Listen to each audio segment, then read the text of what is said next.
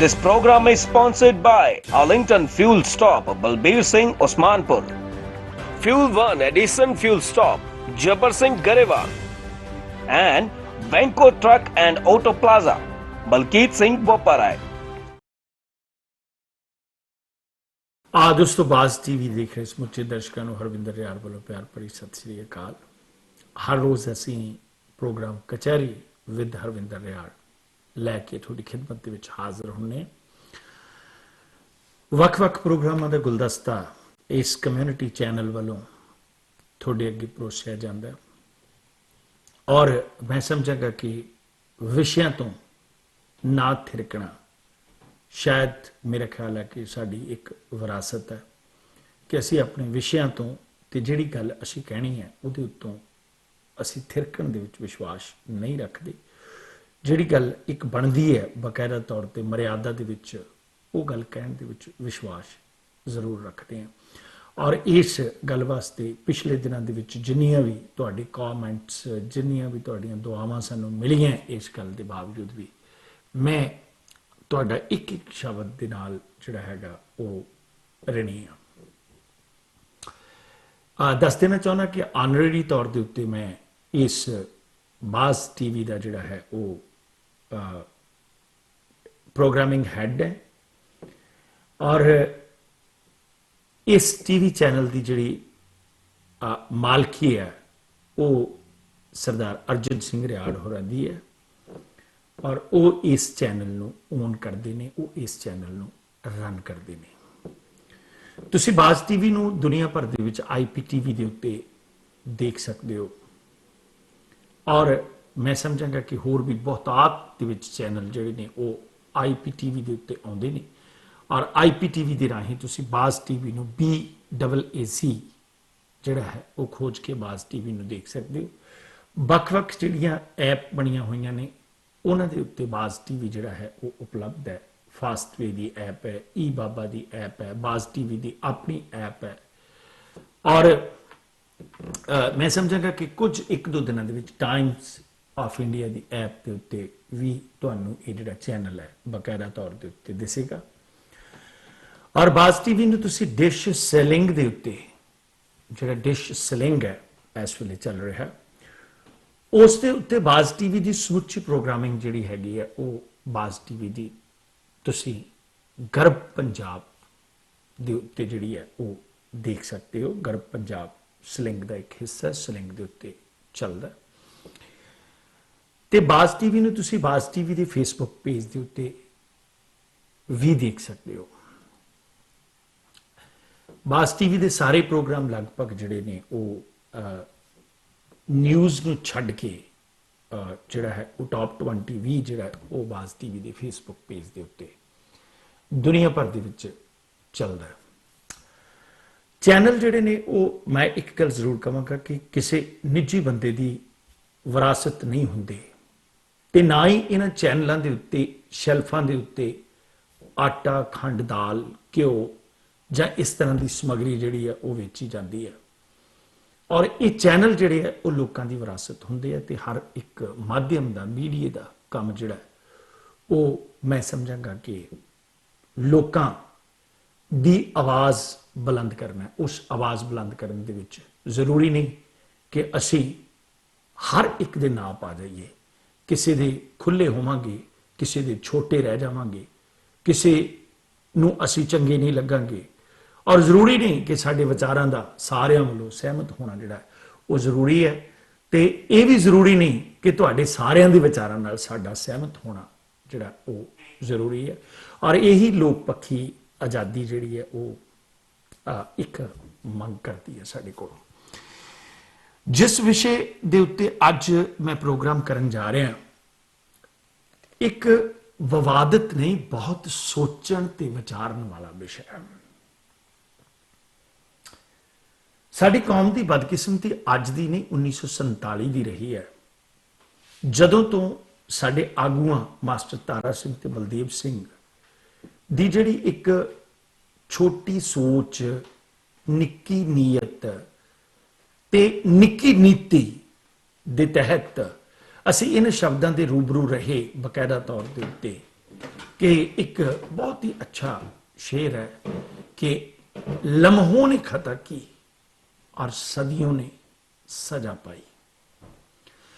Comma जिमें जिमें वक्त अगे हुंदा जांदा है, जिमें जिमें वक्त वधदा है, जिमें जिमें वक्त नव्याया जाता है, जिमें जिमें टैक्नोलॉजी जिहड़ी है वो आ जाती है, जिमें जिमें कौमां दा पसार अगे वधदा जाता है, आम तौर के उत्ते ये मन्निया जाता है कि कौमां सूझवान ते सियाणियां जिहड़ियां ने वो हो जांदियां ने। और साडे गुरु साहिबान दीयां सिक्ख्यावां दी जेकर गल करिए तो उन्होंने भी सिर जोड़ के विचार के उत्ते जिहड़ी है वो महत्व दिता है। जे साडे गुरु साहिबान भी विचारां की गल ना करते तो अज मैं समझांगा कि दुनिया का सब तो सर्वोत्तम, सब तो वड्डा और एक यूनीवर्सल धर्म जिहड़ा सी वो नहीं सी होना।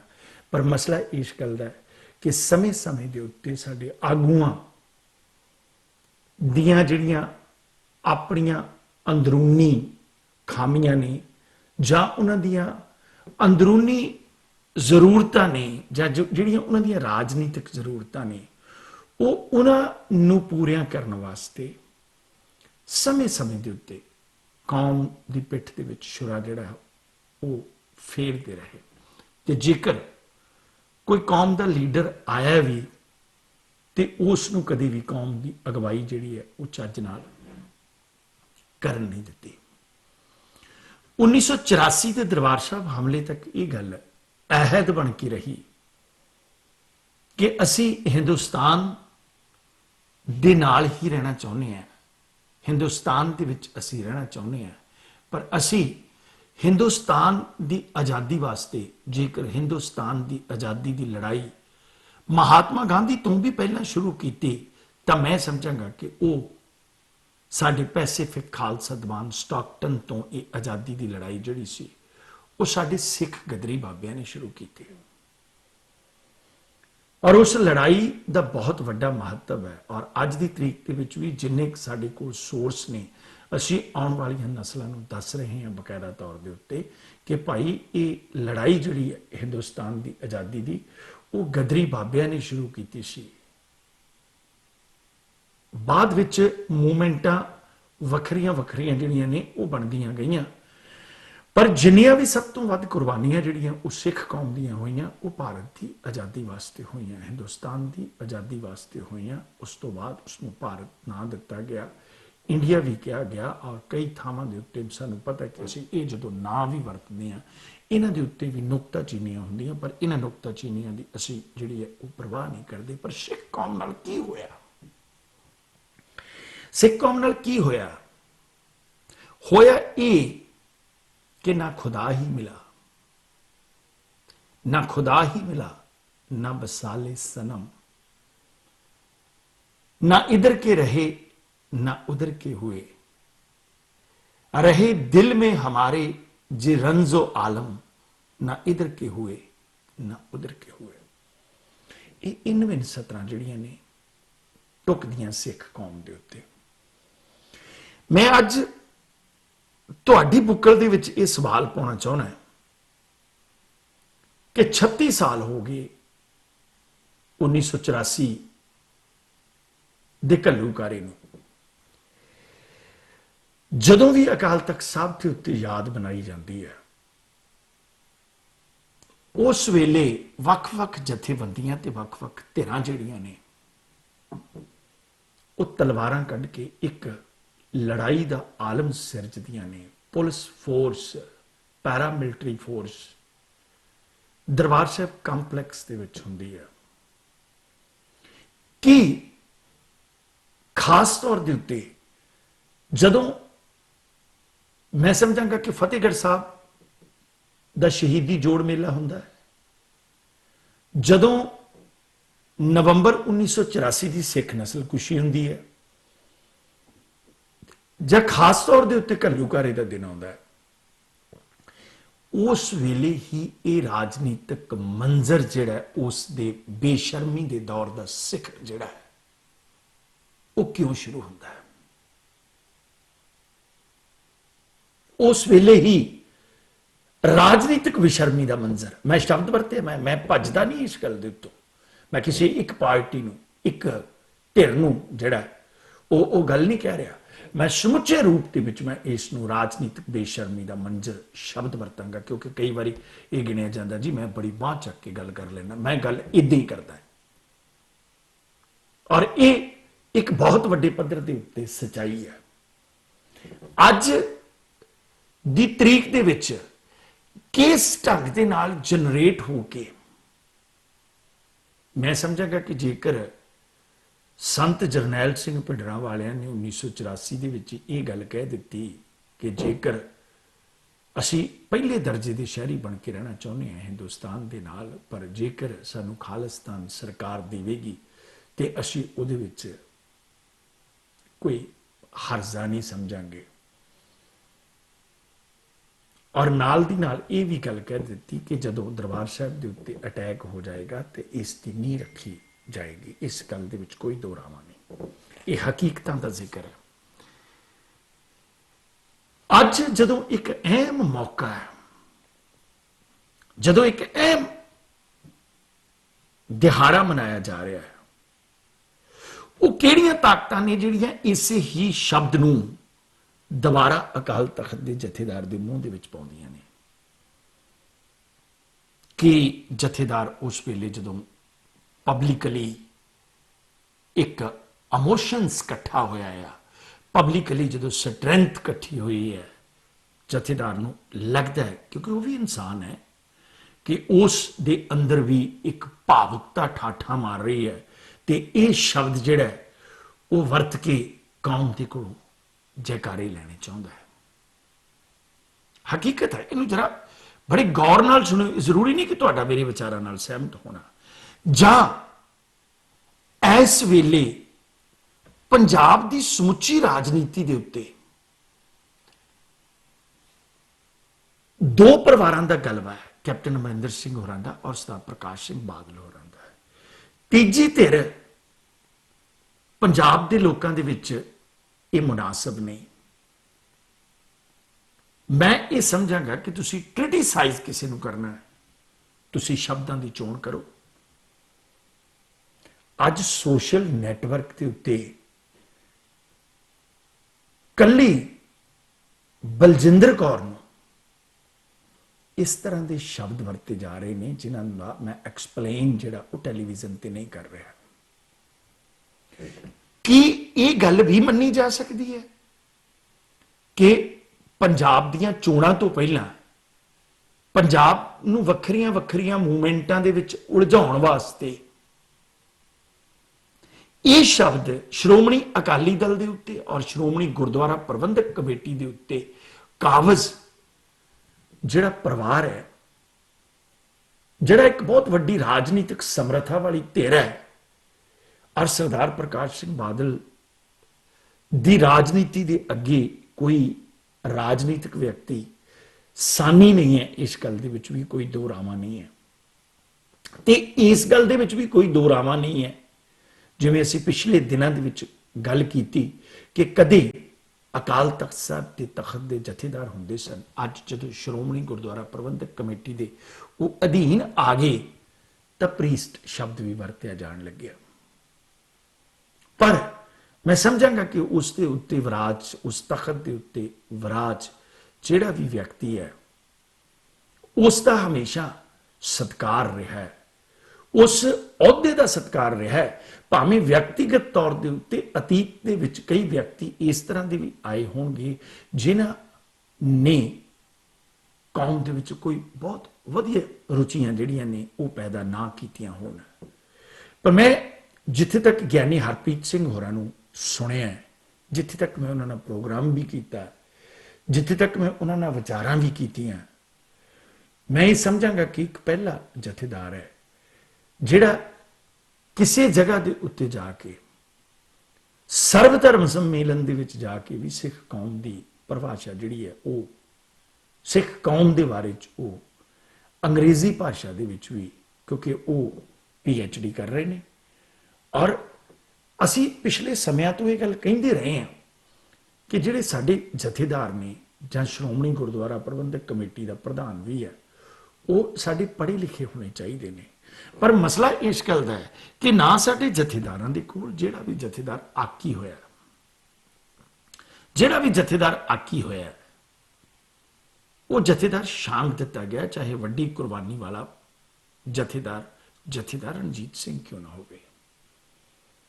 ਜਿਹੜਾ ਵੀ ਜਥੇਦਾਰ ਰਾਜਨੀਤਿਕ ਤਾਕਤ ਦੇ ਉੱਤੇ, ਧਾਰਮਿਕ ਰਾਜਨੀਤਿਕ ਤਾਕਤ ਦੇ ਉੱਤੇ, ਔਰ ਕਾਂਗਰਸ ਨੂੰ ਮੁੱਢ ਕਦੀਮ ਤੋਂ ਅਕਾਲੀ ਦਲ ਨੇ ਇਹ ਕਿਹਾ ਕਿ ਕਾਂਗਰਸ ਜਿਹੜੀ ਹੈ ਉਹ ਸਿੱਖਾਂ ਦੇ ਧਾਰਮਿਕ ਮਾਮਲਿਆਂ ਦੇ ਵਿੱਚ ਦਖਲ ਅੰਦਾਜ਼ੀ ਬਿਲਕੁਲ ਨਾ ਕਰੇ। ਇਟ ਮੀਨ ਕਿ ਕਾਂਗਰਸ ਦਾ ਕੋਈ ਵੀ ਨੁਮਾਇੰਦਾ ਜਿਹੜਾ ਹੈ ਉਸ ਨੂੰ ਅਕਾਲੀ ਦਲ ਸਿੱਖ ਸਮਝਣ ਵਾਸਤੇ ਤਿਆਰ ਹੀ ਨਹੀਂ, ਤੇ ਗੁਰਦੁਆਰਿਆਂ ਦੀ ਜਿਹੜੀ ਸਮੁੱਚੀ ਵਿਰਾਸਤ ਹੈ ਉਸ ਦੇ ਉੱਤੇ ਸ਼੍ਰੋਮਣੀ ਅਕਾਲੀ ਦਲ ਜਿਹੜਾ ਉਹ ਆਪਣਾ ਨਿੱਜੀ ਤੌਰ ਦੇ ਉੱਤੇ ਕਬਜ਼ਾ ਮੰਨਦਾ ਹੈ।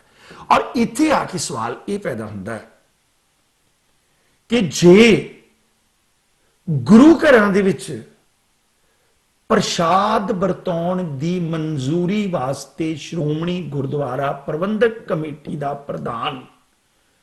ਪ੍ਰਧਾਨ ਮੰਤਰੀ ਨੂੰ ਚਿੱਠੀ ਲਿਖਦਾ ਹੈ ਤੇ ਇਹ ਐਲਾਨ ਅਕਾਲ ਤਖਤ ਸਾਹਿਬ ਦਾ ਜਥੇਦਾਰ ਬਿਨਾਂ ਅਕਾਵਾਂ ਦੀ ਮਰਜ਼ੀ ਤੋਂ ਕਿਵੇਂ ਕਰ ਸਕਦਾ? ਇੱਕ ਬਹੁਤ ਵੱਡੀ ਬੁਝਾਰਤ ਜਿਹੜੀ ਹੈ ਉਹ ਬਣੀ ਹੋਈ ਹੈ, ਔਰ ਇਸ ਦੇ ਉੱਤੇ ਅਕਾਲੀ ਦਲ ਦਾ ਔਰ ਬਾਦਲ ਪਰਿਵਾਰ ਦਾ ਕੋਈ ਵੀ ਪ੍ਰਤੀਕਰਮ ਜਿਹੜਾ ਉਹ ਨਹੀਂ ਆਇਆ। ਮਸਲਾ ਇੱਕ ਸਟੇਟਮੈਂਟ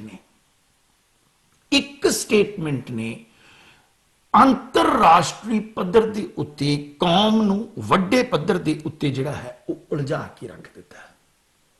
ਵੱਡੇ ਪੱਧਰ ਦੇ ਉੱਤੇ ਮੈਂ ਕਾਲਰਸ ਨੂੰ ਬੇਨਤੀ ਕਰਾਂਗਾ ਮੈਨੂੰ ਐਡੀਟੋਰੀਅਲ ਪੂਰਾ ਕਰਨ ਦਿਓ, ਔਰ ਬਕਾਇਦਾ ਤੌਰ ਦੇ ਉੱਤੇ ਉੱਥੇ ਦੀਆਂ ਹਕੀਕਤਾਂ ਮੈਂ ਤੁਹਾਡੇ ਰੂਬਰੂ ਕਰਨੀ ਹੈ, ਕਿਉਂਕਿ ਜਨਾਬ ਚਰਨਜੀਤ ਸਿੰਘ ਅਰੋੜਾ ਬਕਾਇਦਾ ਤੌਰ ਦੇ ਉੱਤੇ ਉਸ ਜਗ੍ਹਾ ਦੇ ਉੱਤੇ ਸ਼ਾਮਲ ਸਨ। ਮੈਂ ਉਹਨਾਂ ਨੂੰ ਵੀ ਕੁਝ ਮਿੰਟ ਲੈਣਾ, ਕਿਉਂਕਿ ਮੇਰੇ ਪ੍ਰੋਗਰਾਮ ਦੇ ਵਿੱਚ ਜ਼ਿਆਦਾਤਰ ਇਹੀ ਫਰਕ ਹੁੰਦਾ ਕਿ ਹੈਲੋ ਹਾਈ ਨਾਲੋਂ ਵੱਧ ਆਪਾਂ ਇੱਕ ਜਾਣਕਾਰੀ ਜਿਹੜੀ ਹੈ ਉਹ ਇੱਕ ਪੂਰੀ ਤਫਸੀਲ ਦੇ ਨਾਲ ਜਿਹੜੀ ਹੈ ਉਹ ਆਪਣੇ ਦਰਸ਼ਕਾਂ ਦੇ ਨਾਲ ਸਾਂਝੀ ਕਰੀਏ, ਕਿਉਂਕਿ 50 ਤੋਂ 55 ਮਿੰਟ ਦਾ ਪ੍ਰੋਗਰਾਮ ਜਿਹੜਾ 50 ਮਿੰਟ ਦਾ ਪ੍ਰੋਗਰਾਮ ਹੁੰਦਾ ਐਡਵਰਟਾਈਜ਼ਮੈਂਟ ਕੱਢ ਕੇ, ਤੇ ਉਸ ਦੇ ਵਿੱਚ ਇਹ ਗੱਲਾਂ ਜਿਹੜੀਆਂ ਹੁੰਦੀਆਂ ਨੇ ਉਹ ਬੜੀਆਂ ਜ਼ਰੂਰੀ ਜਿਹੜੀਆਂ ਨੇ ਉਹ ਕਰਨੀਆਂ।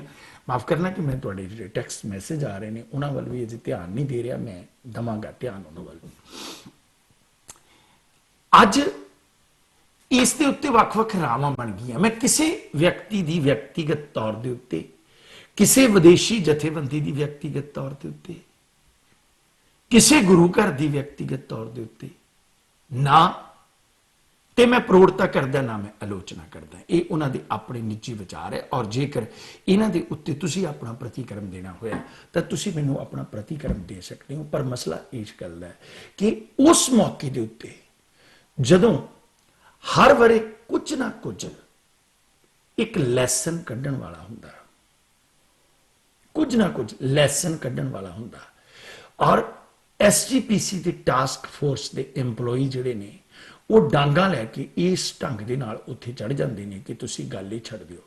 ਕਾਂਗਰਸ ਦੇ ਇਕੱਲੇ ਰਵਨੀਤ ਸਿੰਘ ਬਿੱਟੂ ਨੂੰ ਔਰ ਸੁਖਜਿੰਦਰ ਸਿੰਘ ਰੰਧਾਵਾ ਨੂੰ ਨਿਸ਼ਾਨਾ ਬਣਾਇਆ ਗਿਆ ਹੈ, ਔਰ ਵੱਡੇ ਪੱਧਰ ਦੇ ਉੱਤੇ ਜੇਕਰ ਨਿਸ਼ਾਨਾ ਬਣਾਇਆ ਗਿਆ ਤਾਂ ਮੈਂ ਸਮਝਾਂਗਾ ਕਿ ਉਹ ਮਾਲਵੇ ਦੇ ਵਿੱਚੋਂ ਭਗਵੰਤ ਮਾਨ ਤੇ ਬਰਜਿੰਦਰ ਕੌਰ ਨੂੰ ਬਣਾਇਆ ਗਿਆ।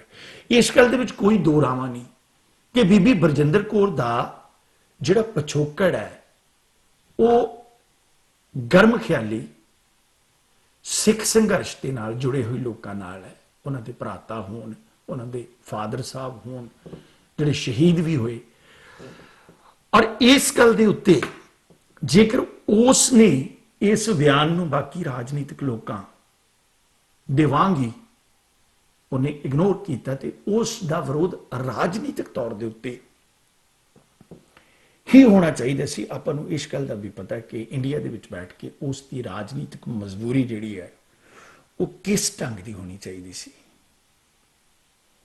ਔਰ ਇਸ ਗੱਲ ਦੇ ਵਿੱਚ ਵੀ ਕੋਈ ਦੋ ਰਾਵਾਂ ਨਹੀਂ,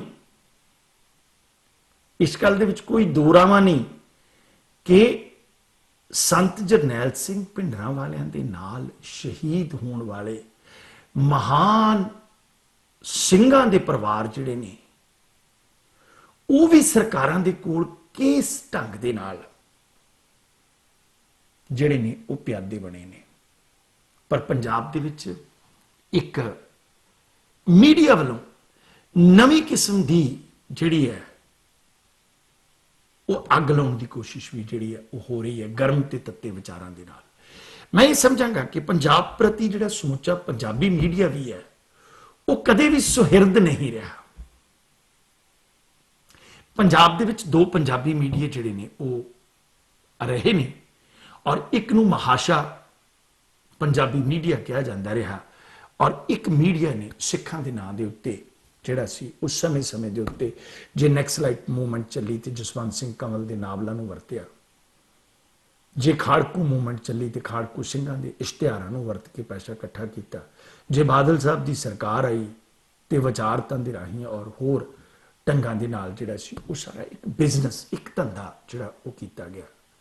ਖਾਲਸਾ ਪੰਥ ਦੇ 300 ਸਾਲਾ ਜਨਮ ਦਿਹਾੜੇ ਦੇ ਉੱਤੇ ਜੇਕਰ ਜਥੇਦਾਰ ਗੁਰਚਰਨ ਸਿੰਘ ਟੌੜਾ ਨੂੰ ਅਕਾਲੀ ਦਲ ਦੇ ਵਿੱਚੋਂ ਬਾਹਰ ਦਾ ਰਸਤਾ ਦਿਖਾ ਕੇ ਆਨੰਦਪੁਰ ਸਾਹਿਬ ਦੇ ਵਿੱਚ 2-3 ਸਮਾਗਮ ਕਰਵਾਉਣ ਦੀ ਜ਼ਿੰਮੇਵਾਰੀ ਆਈ ਤਾਂ ਉਹ ਵੀ ਉਸ ਪੰਜਾਬੀ ਮੀਡੀਆ ਦੀ ਆਈ।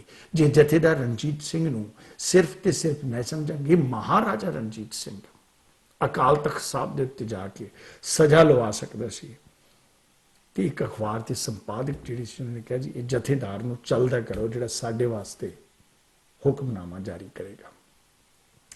ਇਹ ਪੰਜਾਬ ਦੀ ਬਦਕਿਸਮਤੀ ਰਹੀ ਹੈ। ਮੈਂ ਸਮਝਾਂਗਾ ਪੰਜਾਬ ਦੇ ਕੋਲ ਪੰਜਾਬੀ ਮੀਡੀਆ ਜਿਹੜਾ ਉਹ ਬਹੁਤ ਵੱਡੇ ਪੱਧਰ ਦੇ ਉੱਤੇ ਨਹੀਂ ਔਰ ਇੱਕ ਸਿਸਟਮ ਦੇ ਰਾਹੀਂ ਬਕਾਇਦਾ ਤੌਰ ਦੇ ਉੱਤੇ ਇੱਕ ਸਿਸਟਮ ਦੇ ਰਾਹੀਂ ਕਿਸ ਢੰਗ ਦੇ ਨਾਲ ਪੰਜਾਬ ਦੇ ਵਿੱਚ ਹਿੰਦੀ ਮੀਡੀਆ ਦਾ ਪਸਾਰ ਹੋ ਗਿਆ। ਨਹੀਂ ਤਾਂ ਮੈਂ ਸਮਝਾਂਗਾ ਕਿ ਇੱਕ ਦੋ ਹਿੰਦੀ ਜਿਹੜੀਆਂ ਅਖਬਾਰਾਂ ਉਹ ਹੁੰਦੀਆਂ ਸਨ ਪਰ ਪੰਜਾਬ ਦੇ ਵਿੱਚ ਹਿੰਦੀ ਮੀਡੀਆ ਦਾ ਬਹੁਤ ਵੱਡੇ ਪੱਧਰ ਦੇ ਉੱਤੇ ਜਿਹੜਾ ਸੀ ਉਹ ਇਸ ਵੇਲੇ ਪਸਾਰ ਹੋਇਆ ਔਰ ਪੰਜਾਬੀ ਮੀਡੀਆ ਵੀ ਜਿਹੜਾ ਸੀ ਉਸ ਦੇ ਥੱਲੇ ਆਪਣਾ ਦਮ ਘੁੱਟਣ ਵਾਲੀ ਸਥਿਤੀ ਜਿਹੜੀ ਆ ਉਸ ਦੇ ਵਾਂਗ ਆ ਗਿਆ। ਅੱਜ ਅੰਤਰਰਾਸ਼ਟਰੀ ਪੱਧਰ ਦੇ ਉੱਤੇ ਇੱਕ ਸ਼ਬਦ ਜਿਹੜਾ ਆਲਰੇਡੀ ਸੰਤਾਂ ਨੇ ਵੀ ਕਿਹਾ ਸੀ ਔਰ ਜਿਹੜਾ ਸਾਨੂੰ ਇਸ ਗੱਲ ਦਾ ਵੀ ਪਤਾ ਹੈ ਕਿ ਇਸ ਗੱਲ ਦੇ ਮਾਨੇ ਵੀ ਕੋਈ ਨਹੀਂ। ਸਰਕਾਰਾਂ ਕਦੇ ਵੀ ਤੁਹਾਨੂੰ ਕੰਟਰੀ ਨਾਲੋਂ ਵੱਖਰਾ ਕਰਕੇ ਕੋਈ ਹਿੱਸਾ ਜਾਂ ਟੁਕੜਾ ਨਹੀਂ ਦਿੰਦੀਆਂ। ਜਿਸ ਦੀ ਮੂੰਹ ਬੋਲਦੀ ਤਸਵੀਰ ਹੈ ਜੰਮੂ ਤੇ ਕਸ਼ਮੀਰ, ਬਕਾਇਦਾ ਤੌਰ ਦੇ ਉੱਤੇ ਸਾਰਾ ਕੁਝ ਉੱਥੋਂ ਖਤਮ ਕਰਕੇ ਜਦਕਿ ਜੰਮੂ ਕਸ਼ਮੀਰ ਦਾ ਆਪਣਾ ਸੰਵਿਧਾਨ ਸੀ, ਆਪਣਾ ਵਿਧਾਨ ਸੀ, ਆਪਣਾ ਝੰਡਾ ਸੀ, ਸਾਰਾ ਕੁਝ ਆਪਣਾ ਸੀ। ਪਰ ਸਰਕਾਰਾਂ ਜਿਵੇਂ ਮਰਜ਼ੀ ਹੋਣ ਕਿਉਂਕਿ ਮੈਂ ਸਮਝਾਂਗਾ ਕਿ ਹਿੰਦੁਸਤਾਨ ਇੱਕ ਬਹੁਤ ਵੱਡਾ ਮੁਲਕ ਹੈ ਔਰ ਜੇ ਇੱਕ ਟੁਕੜੇ ਦੀ ਗੱਲ ਆ ਗਈ ਤੇ ਕਈ ਟੁਕੜੇ ਜਿਹੜੇ ਨੇ ਉਧਰਲੇ ਪਾਸੇ ਨੂੰ ਕਹਾਣੀਆਂ ਜਾਣ ਵਾਲੀ ਗੱਲ ਹੋ ਜਾਂਦੀ ਹੈ। ਤੇ ਇਹ ਮੰਗਿਆਂ ਦੇ ਉੱਤੇ ਖਰਾਤ ਦੇ ਵਿੱਚ ਕਦੇ ਵੀ ਰਾਜ ਭਾਗ ਜਿਹੜੇ ਨੇ ਉਹ ਨਹੀਂ ਮਿਲਦੇ। ਖਰਾਤ ਦੇ ਵਿੱਚ ਰਾਜ ਭਾਗ ਮਿਲ ਸਕਦੇ ਨੇ ਜਿਵੇਂ ਸਰਦਾਰ ਪ੍ਰਕਾਸ਼ ਸਿੰਘ ਬਾਦਲ ਲੈਂਦੇ ਨੇ, ਜਿਵੇਂ ਕਾਂਗਰਸੀ ਵਜ਼ਾਰਤਾਂ ਵੇਲੇ ਸਰਦਾਰ ਪ੍ਰਤਾਪ ਸਿੰਘ ਕੈਰੋ ਤੋਂ ਲੈ ਕੇ ਜਿੰਨੇ ਵੀ ਕਾਂਗਰਸੀ ਮੁੱਖ ਮੰਤਰੀ ਬਣੇ ਉਹਨਾਂ ਦੀ ਡੋਰ, ਉਹਨਾਂ ਦੀ ਕਮਾਂਡ ਜਿਹੜੀ ਹੈ ਉਹ ਬਕਾਇਦਾ ਤੌਰ ਦੇ ਉੱਤੇ ਦਿੱਲੀ ਦੇ ਹੱਥ ਵਿੱਚ ਹੁੰਦੀ ਸੀ। ਰਾਜਸਥਾਨ ਦੀ ਫੀਡਰ ਨਹਿਰ ਜਿਹੜੀ ਸੀ ਉਹ ਜਵਾਹਰ ਲਾਲ ਨਹਿਰੂ ਨੇ ਬਕਾਇਦਾ ਤੌਰ ਦੇ ਉੱਤੇ ਪੰਜਾਬ ਦਾ ਸਭ ਤੋਂ ਪਹਿਲਾ ਪਾਣੀ ਜਿਹੜਾ ਸੀ ਆਪਣੇ ਆਪ ਨੂੰ ਖੁੰਖਾਰੂ ਮੁੱਖ ਮੰਤਰੀ ਪ੍ਰਤਾਪ ਸਿੰਘ ਕੈਰੋ ਨਾਂ ਨਾਲ ਜਾਣੇ ਜਾਂਦੇ ਮੁੱਖ ਮੰਤਰੀ ਕੈਰੋ ਨੂੰ ਸਾਂਝੇ ਪੰਜਾਬ ਦੀ ਮੁੱਖ ਮੰਤਰੀਸ਼ਿਪ ਦੇ ਬਦਲੇ ਚ ਦਿੱਤਾ ਸੀ ਕਿ ਮੁੱਖ ਮੰਤਰੀਸ਼ਿਪ ਤਾਂ ਬਦਲੇਗੀ ਜੇ ਰਾਜਸਥਾਨ ਨੂੰ ਨਹਿਰ ਜਿਹੜੀ ਹੈ ਉਹ ਨਿਕਲੇਗੀ, ਪੰਜਾਬ ਦਾ ਪਾਣੀ ਉੱਥੇ ਜਾਏਗਾ। ਪਾਣੀਆਂ ਦੇ ਨਾਲ ਜਿਹੜੇ ਨੇ ਉਹ ਸਮਝੌਤੇ ਬਕਾਇਦਾ ਤੌਰ ਦੇ ਉੱਤੇ ਹੁੰਦੇ ਰਹੇ। ਇਹਨਾਂ ਦੇ ਉੱਤੇ ਵੱਖਰੇ ਵੱਖਰੇ ਵਿਚਾਰ ਨੇ, ਵੱਖਰੇ ਵੱਖਰੇ ਤਨਜ਼ ਨੇ। ਮੈਂ ਕੁਝ ਇੱਕ ਕਾਲਾਂ ਵਿੱਚ ਲੈ ਲੈਣਾ ਕਿਉਂਕਿ ਮੈਂ ਨਹੀਂ ਚਾਹੁੰਦਾ ਕਿ ਇੰਨੀ ਦੇਰ ਜਿਹੜੀ ਆ ਸਾਡੇ ਸੱਜਣ ਜਿਹੜੀ ਨੇ ਵੇਟ ਕਰਨ, ਪਰ ਛੋਟੀ ਛੋਟੀ ਗੱਲ ਅਸੀਂ ਲੈ ਲੈਂਦੇ ਹਾਂ ਕਿ ਇਹਨਾਂ ਦਿਨਾਂ ਦੇ ਵਿੱਚ ਹੀ ਇਹ ਕਾਟੋ ਕਲੇਸ਼ ਜਿਹੜਾ ਉਹ ਕਿਉਂ ਹੁੰਦਾ ਹੈ। ਇਸ ਦੇ ਉੱਤੇ ਪ੍ਰਤੀਕਰਮ ਜਿਹੜੇ ਆ ਉਹ ਅਸੀਂ ਲਵਾਂਗੇ ਪਰ ਉਸ ਤੋਂ ਬਾਅਦ ਮੈਂ ਬਕਾਇਦਾ ਤੌਰ ਦੇ ਉੱਤੇ ਚਰਨਜੀਤ ਅਰੋੜਾ ਹੋਰਾਂ ਨੂੰ ਲਾਈਨ ਦੇ ਉੱਤੇ ਲਵਾਂਗਾ। ਹੈਲੋ ਹੈਲੋ ਹੈਲੋ, ਹਾਂਜੀ ਮੈਨੂੰ ਦੋਗੇ ਲਾਈਨ ਦੀ ਰਿਆਰ ਸਾਹਿਬ ਨਾਲ? ਜੀ ਮੈਂ ਮੇਰੇ ਨਾਲ ਤੁਸੀਂ ਗੱਲ ਕਰ ਰਹੇ ਹੋ, ਕੀ ਕਹੋਗੇ ਤੁਸੀਂ? ਹਾਂਜੀ ਰਿਆਰ ਸਾਹਿਬ ਸਤਿ ਸ਼੍ਰੀ ਅਕਾਲ। ਸਤਿ ਸ਼੍ਰੀ ਅਕਾਲ ਵੀਰ ਜੀ, ਸਤਿ ਸ਼੍ਰੀ ਅਕਾਲ। ਮੈਂ ਮਹੇਸ਼ਿੰਦਰ ਸਿੰਘ ਬੋਲ ਰਿਹਾ ਜੀ, ਸੈਕਰਾਮੈਂਟੋ ਕੈਲੀਫੋਰਨੀਆ ਤੋਂ। ਜੀ ਸਰ ਮਹੇਸ਼ਿੰਦਰ ਜੀ, ਕੀ ਕਹੋਗੇ, ਕੀ ਤੁਹਾਡਾ ਵਿਚਾਰ ਹੈ ਇਸ ਪੂਰੇ ਪ੍ਰਤੀਕਰਮ ਦੇ? ਮੇਰਾ ਰਿਆੜ ਸਾਹਿਬ, ਮੇਰੀ ਬੜੀ ਚੰਗੀ ਮਿੱਤਰਤਾ ਹੈ ਦਰਸ਼ਨ ਸਿੰਘ ਨਾਲ, ਇਹਦੇ ਬਲਜਿੰਦਰ ਕੌਰ ਦੇ ਡੈਡੀ ਨਾਲ ਜੀ। ਮੈਂ ਪਿਛਲੇ ਨਵੰਬਰ ਦੇ ਵਿੱਚ ਉਹਨਾਂ ਕੋਲ ਜਾ ਕੇ ਵੀ ਆਇਆ, ਮਿਲ ਕੇ ਵੀ ਆਇਆ। ਪਰਿਵਾਰ ਦੀ ਜਿਸ ਵੇਲੇ ਅਸੀਂ ਆਲ ਇੰਡੀਆ ਸਿੱਖ ਸਟੂਡੈਂਟ ਫੈਡਰੇਸ਼ਨ 'ਚ ਕੰਮ ਕਰਦੇ ਸੀ, ਅਸੀਂ ਰਾਤ ਬਰਾਤ ਇਹਨਾਂ ਕੋਲੇ ਜਾਂਦੇ ਸੀ, ਮਜਬੂਰੀਆਂ ਸੀ, ਘਰਾਂ 'ਚ ਭੱਜੇ ਭੁੱਜੇ ਫਿਰਦੇ ਸੀ। ਪਰਿਵਾਰ ਦੀ ਹਾਲਤ ਉਦੋਂ ਉਹਨਾਂ ਦੀ ਕੋਈ ਜ਼ਿਆਦਾ ਬਾਹਲੀ ਚੰਗੀ ਨਹੀਂ ਸੀਗੀ।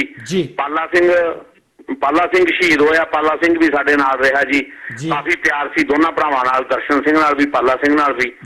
ਤੇ ਇਸ ਵੇਲੇ ਉਹਨਾਂ ਦੀ ਹਾਲਤ ਕਾਫੀ ਚੰਗੀ ਹੈ, ਬਹੁਤ ਵਧੀਆ ਹੈ। ਪਰ ਪਰਿਵਾਰ ਨੂੰ ਜਿੰਨਾ ਪਿਆਰ ਮਿਲਿਆ ਇਲਾਕੇ 'ਚੋਂ, ਮੇਰਾ ਵੀ ਇਲਾਕਾ ਬਠਿੰਡਾ ਹੈ, ਇਹਨਾਂ ਦਾ ਜਗਾਰਾਮ ਤੀਰਥ ਹੈ, ਮੇਰਾ ਗੁਲਾਬਗੜ੍ਹ ਹੈ, ਸਾਡਾ 15-17 ਕਿਲੋਮੀਟਰ ਦਾ ਫਰਕ ਹੈ ਸਾਰਾ। ਇਲਾਕੇ ਨੇ ਬਹੁਤ ਜ਼ਿਆਦਾ ਇਹਨਾਂ ਦੇ ਪਰਿਵਾਰ ਨੂੰ ਪਾਲਾ ਸਿੰਘ ਦੀ ਸ਼ਹੀਦੀ ਕਰਕੇ ਪਿਆਰ ਦਿੱਤਾ, ਤੇ ਦਰਸ਼ਨ ਸਿੰਘ ਦੇ ਭੱਜੇ ਫਿਰਨ ਕਰਕੇ ਕੇਸ ਬਣੇ, ਸਾਰੇ ਹੋਇਆ। ਪਰ ਬਿਆਨ ਤੋਂ ਬਾਅਦ ਮੇਰੀ ਕੱਲ ਗੱਲ ਹੋਈ ਦਰਸ਼ਨ ਸਿੰਘ ਨਾਲ, ਮੈਂ ਉਹਨੂੰ ਕਿਹਾ ਵੀ ਬਹੁਤ, ਕਹਿੰਦਾ ਯਾਰ ਗਲਤ ਹੋ ਗਿਆ। ਮੈਂ ਕਿਹਾ ਹਾਂ ਬਹੁਤ ਗਲਤ ਹੋ ਗਿਆ। ਮੈਂ ਕਿਹਾ ਤੂੰ ਜਦੋਂ ਵੀ ਤੈਨੂੰ ਕਿਸੇ ਸਲਾਹ ਦੀ ਲੋੜ ਹੁੰਦੀ ਹੈ ਤੂੰ ਮੈਨੂੰ ਕਾਲ ਵੀ ਕਰਦਾ, ਆਪਾਂ ਮਿੱਤਰਾਂ ਭਰਾ, ਪਰ ਆ ਤੁਸੀਂ ਬਹੁਤ ਮਾੜੀ ਗੱਲ ਕੀਤੀ ਹੈ। ਤੇ ਜਿਹੜਾ ਇਹ ਬਿਆਨ ਦਿੱਤਾ ਹੈ ਕੱਲ ਨੂੰ ਤਾਂ ਯਾਰ, ਮੈਂ ਕਿਹਾ ਆਪਾਂ ਕੁਰਸੀ ਪਿੱਛੇ ਕਿਤੇ ਇਹ ਨਾ ਕਹਿ ਦਈਏ ਵੀ ਮੈਨੂੰ ਤਾਂ ਸ਼ਰਮ ਆਉਂਦੀ ਹੈ ਵੀ ਮੈਂ ਸਿੱਖ ਪਰਿਵਾਰ 'ਚ ਜਨਮ ਲੈ ਲਿਆ।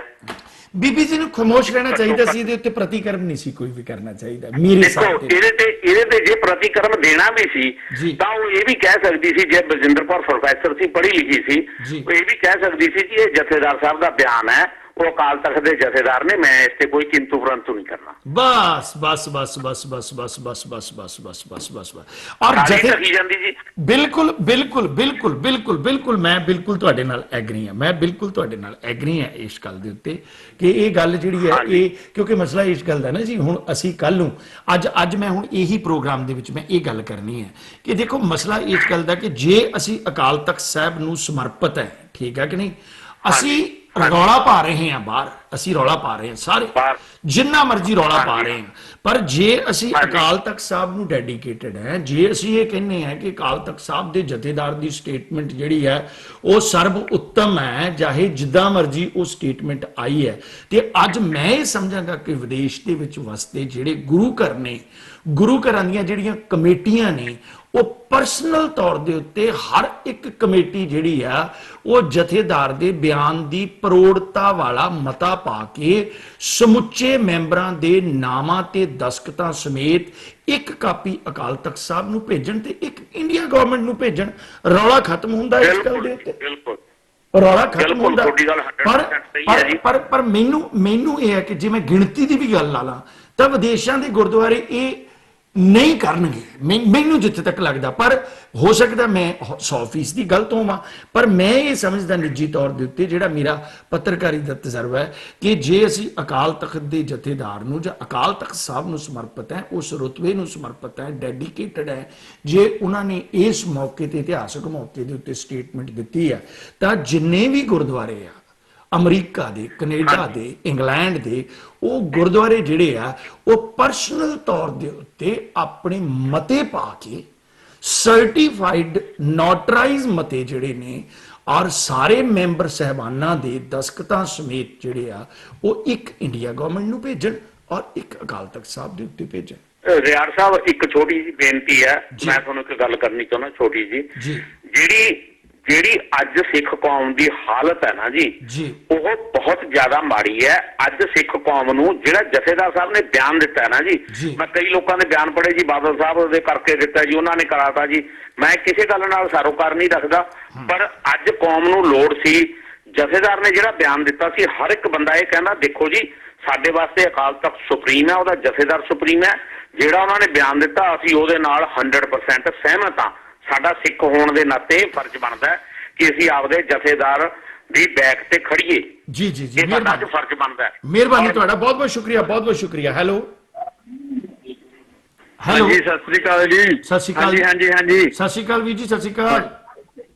ਹਾਂਜੀ, ਚਰਨ ਸਿੰਘ ਪ੍ਰੇਮਪੁਰਾ ਬੋਲਦਾ ਜੀ। ਸਰਦਾਰ ਚਰਨ ਸਿੰਘ ਜੀ, ਕੀ ਕਹੋਗੇ?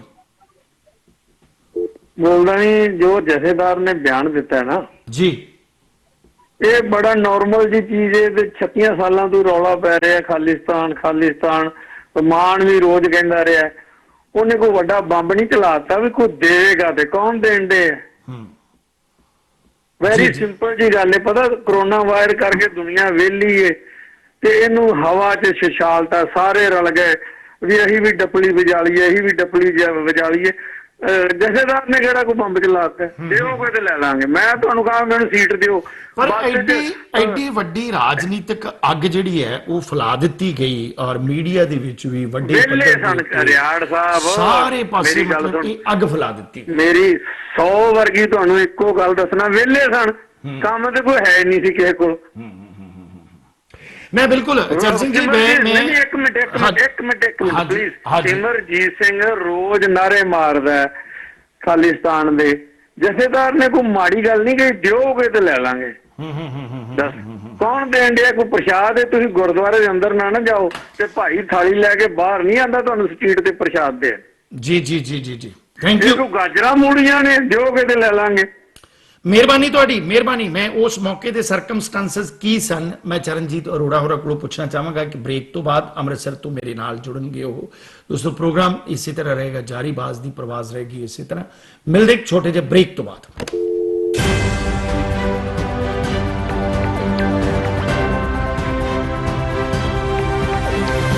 This program is sponsored by Arlington Fuel Stop, Balbir Singh, Osmanpur. Fuel 1 Edison Fuel Stop, Jabbar Singh, Garewal. And Venko Truck and Auto Plaza, Balkeet Singh, Boparai. ਪੰਜਾਬੀਆਂ ਦੇ ਦਿਲ ਸਟਾਕਟਨ ਵਿਖੇ ਟਰੱਕ ਡਰਾਈਵਰ ਭਰਾਵਾਂ ਲਈ ਸਹੂਲਤਾਂ ਭਰਿਆ ਵੈਨਕੋ ਟਰੱਕ ਐਂਡ ਆਟੋ ਪਲਾਜ਼ਾ, ਜਿੱਥੇ truck driver ਵੀਰਾਂ ਲਈ ਸਸਤੇ ਅਤੇ ਭਰੋਸੇਮੰਦ ਰੇਟ ਤੇ ਡੀਜ਼ਲ ਅਤੇ ਹੋਰ ਸਮਾਨ 24 ਘੰਟੇ ਉਪਲਬਧ ਹੈ। ਟਰੱਕਾਂ ਨੂੰ ਪਾਰਕ ਕਰਨ ਤੇ ਡਰਾਈਵਰ ਵੀਰਾਂ ਵਾਸਤੇ ਆਧੁਨਿਕ ਤੇ ਸਾਫ਼ ਸੁਥਰੇ ਸ਼ਾਵਰ, ਖਾਣ ਪੀਣ ਦੇ ਤਾਜ਼ੇ ਫੂਡ ਦੀ ਸੁਵਿਧਾ, ਹਾਈਵੇ ਦੇ ਚਾਰਟਰ ਵੇ ਐਗਜ਼ਿਟ ਦੇ ਐਨ ਉੱਪਰ। ਵਧੇਰੇ ਜਾਣਕਾਰੀ ਲਈ ਮਲਕੀਤ ਸਿੰਘ ਬੋਪਾਰਾਏ ਨੂੰ ਹੇਠ ਲਿਖੇ ਨੰਬਰ ਤੇ ਕਾਲ ਕਰੋ। ਟਰੱਕ ਡਰਾਈਵਰ ਵੀਰਾਂ ਦੀ ਭਰੋਸੇਮੰਦ ਅਰਲਿੰਗਟਨ ਫਿਊਲ ਸਟਾਪ ਇੰਟਰਸਟੇਟ 5 ਦੇ ਐਗਜ਼ਿਟ 208 ਅਰਲਿੰਗਟਨ ਵਾਸ਼ਿੰਗਟਨ ਸਟੇਟ ਅਤੇ ਕੈਲੀਫੋਰਨੀਆ ਵਿੱਚ ਲਾਸਟ ਹਿਲ ਟਰੈਵਲ ਸੈਂਟਰ ਰੂਟ 46 ਅਤੇ I-5 ਅਲੋਮਾ ਸਟਰੀਟ ਉੱਤੇ ਸਸਤਾ ਡੀਜ਼ਲ ਅਤੇ ਭਰੋਸੇਮੰਦ ਸਰਵਿਸ। ਔਖੇ ਸਮੇਂ ਤੇ ਆਪਣੇ ਡਰਾਈਵਰ ਭਰਾਵਾਂ ਦੇ ਨਾਲ ਮਦਦ ਲਈ ਖੜੇ ਹਾਂ। ਹਰ ਵੇਲੇ ਗੁੜ ਦੀ ਬਣਾਈ ਹੋਈ ਤਾਜ਼ੀ ਚਾਹ ਦਾ ਲੰਗਰ। ਵਧੇਰੇ ਜਾਣਕਾਰੀ ਲਈ ਬਲਵੀਰ ਸਿੰਘ ਉਸਮਾਨਪੁਰ ਨੂੰ ਕਾਲ ਕਰੋ। ਨਿਊਯਰਸੀ ਅਤੇ ਕੈਲੀਫੋਰਨੀਆ ਦੇ ਪ੍ਰਸਿੱਧ advocate Jaspreet Singh attorney at law, ਜਿਹੜੇ ਕਿ deputation, defence, appeal, family law, bankruptcy ਦੇ ਵਿੱਚ ਮਾਹਰ ਨੇ। ਉਹਨਾਂ ਦੇ ਨਾਲ ਸਿੱਧੀ ਗੱਲਬਾਤ ਲਈ ਤੁਸੀਂ ਹਰ ਵੀਰਵਾਰ ਨੂੰ ਲਾਈਵ ਸ਼ੋਅ ਦੇ ਜ਼ਰੀਏ ਜੁੜ ਸਕਦੇ ਹੋ। ਇਹ ਵੀ ਇੱਕ ਰੱਬ ਦੇ ਬੰਦਿਆਂ ਦਾ ਘਰ ਹੈ, ਜਿੱਥੇ ਸਿਰਫ ਇੱਕ ਧਰਮ ਤੇ ਜਾਤ ਹੈ, ਇਨਸਾਨੀਅਤ, ਜਿੱਥੇ ਕੋਈ ਵੱਡਾ ਤੇ ਛੋਟਾ ਨਹੀਂ, ਜਿੱਥੇ ਖੁਸ਼ੀਆਂ ਇੱਕੋ ਜਿਹੀਆਂ ਵੰਡੀਆਂ ਜਾਂਦੀਆਂ ਨੇ। ਬੌਧਿਕਤਾ ਦਾ ਵਿਕਾਸ ਰੱਬ ਦੇ ਹੱਥ ਹੈ, ਪਰ ਰੱਬ ਦੇ ਜੀਆਂ ਦੀ ਸੰਭਾਲ ਤਾਂ ਬੰਦਾ ਹੀ ਕਰ ਸਕਦਾ ਹੈ। ਅਜਿਹੀ ਇੱਕ ਮਿਸਾਲ ਅਮਰੀਕਾ ਦੇ ਮੈਰੀਲੈਂਡ ਵਿਖੇ centre for social change. Visit or call. More information Jessy Singh and Sajid Tarar. S&S brokers incorporation New Jersey ਦੀ ਪੂਰੀ ਤਰ੍ਹਾਂ ਲਾਇਸੈਂਸ ਪ੍ਰਾਪਤ ਕੰਪਨੀ, ਸਮੇਂ ਤੇ ਡਿਲੀਵਰੀ ਲਈ ਵਚਨਬੱਧ। ਕੰਪਨੀ ਦਾ ਤਜਰਬਾ ਕੰਪਨੀ ਨੂੰ ਬਾਕੀਆਂ ਤੋਂ ਅਲੱਗ ਕਰਦਾ ਹੈ। ਗ੍ਰਾਹਕਾਂ ਦੀ ਸਹੂਲਤ ਲਈ ਸ਼ਿਪਿੰਗ ਦਰ ਵਿੱਚ ਭਾਰੀ ਡਿਸਕਾਊਂਟ ਦਿੱਤਾ ਜਾਂਦਾ ਹੈ। ਕੰਪਨੀ ਦਾ ਮਿਸ਼ਨ ਪ੍ਰੀਮੀਅਮ ਟਰਾਂਸਪੋਰਟ ਸੇਵਾਵਾਂ ਪ੍ਰਦਾਨ ਕਰਨਾ। ਵਧੇਰੇ ਜਾਣਕਾਰੀ ਲਈ ਸੰਪਰਕ ਕਰੋ 120 ਵੁੱਡ ਐਵਨਿਊ ਸਾਊਥ, ਸੂਟ 605, ਐਸਲਿਨ, ਨਿਊਯਰਸੀ 08830 ਅਤੇ ਕਾਲ ਕਰੋ 201 259 9223। हक अपना जालिमों से वडेरों से छीन लो, उठो हसीन सुबह अंधेरों से छीन लो। नाज़रीन, दुनिया की 8 अरब आबादी किसी न किसी मजहबी अकीदा, फिरका या ग्रुप से ताल्लुक रखती है, जो उसका बुनियादी हक है। दुनिया के पेशतर ममालिक में आज मजहबी इंतहा पसंदी, दहशत गर्दी, जनूनियत और फरूनियत की वजह से ऐसे वाक़यात पेश आ रहे हैं जिसमें मजहबी इबादत गाहों पर हमले, मजहबी किताबों की बेहुरमती और इंसानों का कत्ले आम किया जा रहा है। नाज़रीन, बैनुल-अक़वामी मुआहिदा international covenant for civil and political rights, जिसको 172 ममालिक ने रेक्टिफाई किया है कि आर्टिकल 18 के तहत कोई रियासत, कोई हुकूमत, कोई गिरोह मजहब की बुनियाद पे आपसे इम्तियाजी सलूक नहीं रख सकता। आपकी मजहबी आज़ादी के लिए, रवादारी और अमन के फरोग के लिए हम बनेंगे आपकी आवाज, हम दिखाएंगे आपके हालात, हम सुनेंगे आपके ख्यालात, सराहेंगे आपके इक़दामात। जल्द लेकर आ रहे हैं आपके लिए अहम प्रोग्राम मजहबी आज़ादी सबके लिए, परवेज रफीक के साथ, सिर्फ और सिर्फ बास टीवी पर। देखते रहिए।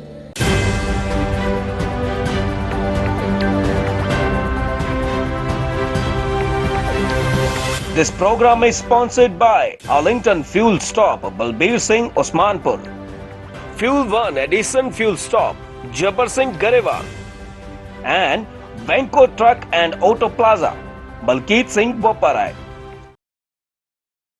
ਦੋਸਤੋ ਮੁੜ ਹਾਜ਼ਰ ਹੋਏ ਤੁਹਾਡੀ ਖਿਦਮਤ ਦੇ ਵਿੱਚ ਬਾਜ਼ ਦੀ ਪ੍ਰਵਾਜ਼ ਦੇ ਨਾਲ। ਔਰ ਜਿਵੇਂ ਮੈਂ ਪਹਿਲੇ ਜ਼ਿਕਰ ਕੀਤਾ ਸੀ, ਸਾਡੇ ਨਾਲ ਉੱਗੇ ਪੱਤਰਕਾਰ ਔਰ ਖਾਸ ਤੌਰ ਦੇ ਉੱਤੇ ਮੈਂ ਸਮਝਾਂਗਾ ਕਿ ਅਕਾਲ ਤਖਤ ਸਾਹਿਬ ਔਰ ਦਰਬਾਰ ਸਾਹਿਬ ਦੀਆਂ ਜਿੰਨੀਆਂ ਐਕਟੀਵਿਟੀਜ਼ ਹੈਗੀਆਂ ਨੇ ਉਹਨਾਂ ਨੂੰ ਜ਼ਿਆਦਾਤਰ ਆਮ ਤੌਰ ਦੇ ਉੱਤੇ ਕਵਰ ਕਰਦੇ ਨੇ ਬੜੇ ਸੀਨੀਅਰ ਪੱਤਰਕਾਰ ਨੇ ਸਰਦਾਰ ਚਰਨਜੀਤ ਸਿੰਘ ਜੀ ਅਰੋੜਾ। ਉਹ ਮੇਰੇ ਨਾਲ ਇਸ ਵੇਲੇ ਲਾਈਨ ਦੇ ਉੱਤੇ ਨੇ। ਅਰੋੜਾ ਸਾਹਿਬ, ਸਭ ਤੋਂ ਪਹਿਲਾਂ ਵਾਹਿਗੁਰੂ ਜੀ ਕਾ ਖਾਲਸਾ, ਵਾਹਿਗੁਰੂ ਜੀ ਕੀ ਫਤਿਹ। ਵਾਹਿਗੁਰੂ ਜੀ ਕਾ ਖਾਲਸਾ, ਵਾਹਿਗੁਰੂ ਜੀ ਕੀ ਫਤਿਹ ਜੀ। ਜੀ ਅਰੋੜਾ ਸਾਹਿਬ, ਜਥੇਦਾਰ ਅਕਾਲ ਤਖਤ ਸਾਹਿਬ ਦੇ ਬਿਆਨ ਦੇ ਉੱਤੇ ਜਿਹੜਾ ਰਾਜਨੀਤਿਕ ਕਸਮਾਨ ਅੰਤਰਰਾਸ਼ਟਰੀ ਪੱਧਰ ਦੇ ਉੱਤੇ ਪਿਆ, ਮੈਂ ਮਾਫ ਕਰਨਾ ਉਹਦੇ ਸਰਕਮਸਟੈਂਸਸ ਜ਼ਰੂਰ ਜਾਣਨੇ ਚਾਹਾਂਗਾ ਕਿ ਉਹ ਬਿਆਨ ਕਿਸ ਤਰ੍ਹਾਂ ਜਿਹੜਾ ਸੀ ਉਹ ਪ੍ਰੈਡਿਕਟ ਹੋਇਆ ਔਰ ਕਿਸ ਤਰ੍ਹਾਂ ਜਿਹੜਾ ਉਹ ਹਰ ਸਾਲ ਦੀ ਤਰ੍ਹਾਂ ਜੇ ਕੋਈ ਹੋਰ ਵਿਵਾਦ ਵਿੱਚ ਨਹੀਂ ਪੈਂਦਾ ਤੇ ਇਸ ਤਰ੍ਹਾਂ ਦੀ ਗੱਲ ਜਿਹੜੀ ਆ ਉਹ ਆ ਕੇ ਹਰ ਸਾਲ ਸਾਨੂੰ ਜਦੋਂ ਵੀ ਅਸੀਂ ਇਹ ਦਿਨ ਮਨਾਉਣੇ ਆ ਔਰ ਇਸ ਚੀਜ਼ ਦੇ ਰੂਬਰੂ ਹੋਣਾ ਪੈਂਦਾ। ਔਰ ਅੱਜ ਇਹ ਵੱਡੇ ਪੱਧਰ ਦੇ ਉੱਤੇ ਰਾਜਨੀਤਿਕ ਬਿਆਨ ਦੀ ਗਾਜ਼ ਜਿਹੜੀ ਹੈਗੀ ਆ, ਉਸ ਤੋਂ ਬਾਅਦ ਆਮ ਆਦਮੀ ਪਾਰਟੀ ਦੀ ਬੀਬੀ ਬਲਜਿੰਦਰ ਕੌਰ ਦੇ ਉੱਤੇ ਜਾ ਕੇ ਡਿੱਗੀ ਸਭ ਤੋਂ ਜ਼ਿਆਦਾ ਵੱਡੇ ਪੱਧਰ ਦੇ ਉੱਤੇ। ਔਰ ਮੈਂ ਸਮਝਾਂਗਾ ਕਿ ਉਹਨੂੰ ਇਸ ਤਰ੍ਹਾਂ ਦਾ ਪ੍ਰਤੀਕਰਮ ਵੀ ਨਹੀਂ ਕਰਨਾ ਚਾਹੀਦਾ ਸੀ। ਔਰ ਕਿਸ ਤਰ੍ਹਾਂ ਦੇ ਸਰਕਮਸਟੈਂਸਸ ਹਨ, ਮੈਨੂੰ ਪੂਰਨ ਯਕੀਨ ਹੈ ਕਿ ਤੁਸੀਂ ਉੱਥੇ ਹੋਵੋਗੇ। ਰਿਆਜ਼ ਸਾਹਿਬ, 6 ਜੂਨ ਦਾ ਇਹ ਜਿਹੜਾ ਵਾਕਿਆ ਹੈਗਾ ਵੈ, ਜਿਸ ਦਿਨ ਸਿੰਘ ਸਾਹਿਬ ਗਿਆਨੀ ਹਰਪ੍ਰੀਤ ਸਿੰਘ ਹੋਰਾਂ ਨੇ ਇਹ ਬਿਆਨ ਦਿੱਤਾ ਸੀ ਜੀ, ਗੱਲ ਕੁਝ ਵੀ ਨਹੀਂ ਸੀ ਹੈਗੀ। ਇੱਕ ਸਧਾਰਨ ਸਵਾਲ ਸੀ ਕਿ ਜਿਹੜੇ 6 ਜੂਨ ਨੂੰ ਨਾਅਰੇਬਾਜ਼ੀ ਹੁੰਦੀ ਹੈ, ਤੁਸੀਂ ਉਹਨੂੰ ਠੀਕ ਸਮਝਦੇ ਹੋ ਜਾਂ ਗਲਤ ਸਮਝਦੇ ਹੋ? ਇਸ ਦੇ ਜਵਾਬ ਵਿੱਚ ਜਥੇਦਾਰ ਅਕਾਲ ਤਖਤ ਸਾਹਿਬ ਨੇ ਕਿਹਾ ਸੀਗਾ ਕਿ ਇਹ ਜਿਹੜੀ ਨਾਅਰੇਬਾਜ਼ੀ ਹੈ ਇਹ ਉਹਨਾਂ ਨੌਜਵਾਨਾਂ ਦਾ ਜੋਸ਼ ਹੈ ਜਿਹੜੇ ਉਸ ਪੀੜਾ ਨੂੰ ਹੰਢਾ ਰਹੇ ਨੇ ਜਿਹੜੀ ਅੱਜ ਤੋਂ 36 ਸਾਲ ਪਹਿਲਾਂ ਸਾਨੂੰ ਦਿੱਤੀ ਗਈ ਸੀ ਜੀ।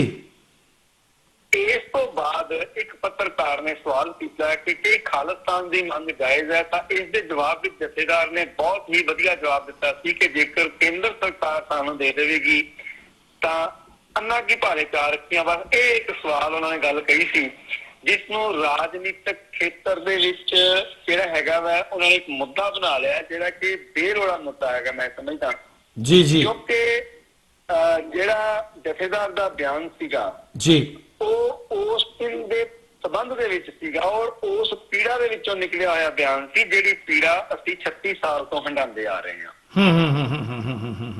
ਔਰ ਇਸ ਗੱਲ ਨੂੰ ਜਿਹੜਾ ਹੈਗਾ ਸਿਆਸਤਦਾਨਾਂ ਨੇ ਮੁੱਦਾ ਬਣਾ ਕੇ ਇਹਦੇ ਤੇ ਰਾਜਨੀਤੀ ਕਰਨੀ ਸ਼ੁਰੂ ਕਰ ਦਿੱਤੀ, ਇਹਦੇ ਉੱਤੇ ਬਿਆਨਬਾਜ਼ੀਆਂ ਸ਼ੁਰੂ ਕਰ ਦਿੱਤੀਆਂ। ਮੈਂ ਇਹ ਗੱਲ ਸਮਝਦਾ ਕਿ ਇਹ ਲੋਕ ਜਿਹੜੇ ਨੇ ਉਸ ਦੇ ਪਿਛੋਕੜ ਵਿੱਚ ਨਹੀਂ ਜਾਂਦੇ, ਉਸ ਪਿਛੋਕੜ ਨੂੰ ਕਿਉਂ ਨਹੀਂ ਵੇਖਦੇ ਜਿਹੜਾ ਪਿਛੋਕੜ ਅਸੀਂ ਹੰਢਾ ਰਹੇ ਹਾਂ ਪਿਛਲੇ 36 ਸਾਲ ਤੋਂ। ਇੱਕ ਪੀੜਾ ਜਿਹੜੀ ਸਾਡੇ ਮਨਾਂ ਦੇ ਵਿੱਚ ਹੈ ਸ੍ਰੀ ਦਰਬਾਰ ਸਾਹਿਬ ਤੇ ਫੌਜੀ ਹਮਲੇ ਨੂੰ ਲੈ ਕੇ, ਸ੍ਰੀ ਦਰਬਾਰ ਸਾਹਿਬ ਦੇ ਫੌਜੀ ਹਮਲੇ ਦੇ ਉੱਤੇ ਜਿਹੜਾ ਸਾਡਾ ਪ੍ਰਤੀਕਰਮ ਆ ਉਹਦੇ ਤੇ ਕਿਉਂ ਨਹੀਂ ਸਾਡੀ ਗੱਲ ਸੁਣਦੇ? ਜੀ ਜੀ ਜੀ ਜੀ ਜੀ ਜੀ ਜੀ ਜੀ ਜੀ ਜੀ।